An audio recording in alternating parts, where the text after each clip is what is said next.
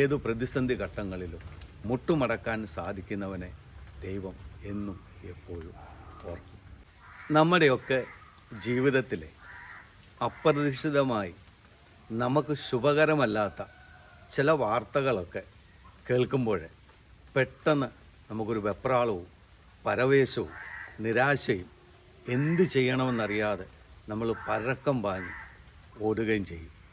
പെട്ടെന്ന് കേൾക്കുന്ന വാർത്തകളിൽ നമ്മൾ പലപ്പോഴും ഞെട്ടിത്തിരിഞ്ഞ് എന്ത് ചെയ്യണമെന്നറിയാതെ പലരെയും വിളിക്കുന്നു, പല അഭിപ്രായങ്ങൾ കേൾക്കുന്നു, പലരും പറഞ്ഞ അഭിപ്രായത്തിൽ നമ്മൾ ഓടി നടക്കുന്നു. എന്നാൽ ഈ സമയം പലപ്പോഴും നമ്മൾ മറന്നു പോകുന്ന ഒരു കാര്യമുണ്ട്. എന്താണെന്നറിയാമോ?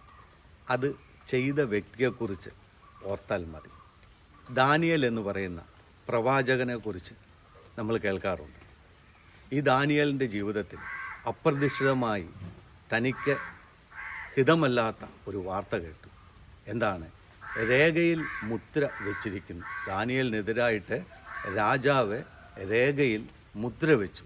അതായത് ദാനിയേലിനെ കുടുക്കുവാൻ വേണ്ടി കുറേ ആളുകൾ സംഘം ചേർന്ന് രാജാവിൻ്റെ അടുത്ത് കൊണ്ടുപോയി അത് രേഖയിലാക്കി അതേ മുദ്ര വെച്ചു. ഇത് കേട്ട ദാനിയേൽ ആ സമയങ്ങളിൽ വെപ്രാളം പിടിക്കുകയോ പരവേശം പിടിക്കുകയോ ചെയ്തില്ല.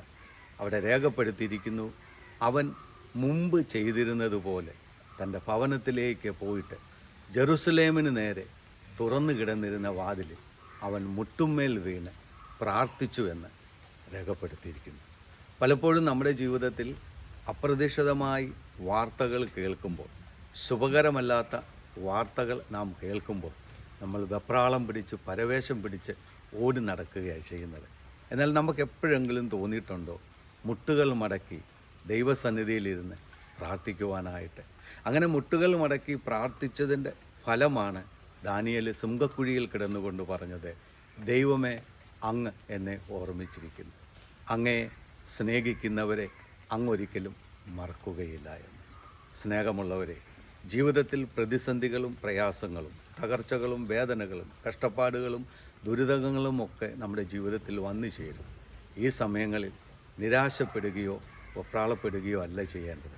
പകരം മുട്ടുമേൽ വീണ് പ്രാർത്ഥിക്കുവാൻ നമുക്ക് മനസ്സുണ്ടെങ്കിൽ ദാനിയേലിൻ്റെ കൂടെ ഇരുന്ന ദൈവം, സിംഹക്കുഴിയിൽ നിന്ന് ദാനിയേലിനെ രക്ഷിച്ച ദൈവം നമ്മയും രക്ഷിക്കുമെന്ന് മറന്നു പോകാതിരിക്കുക.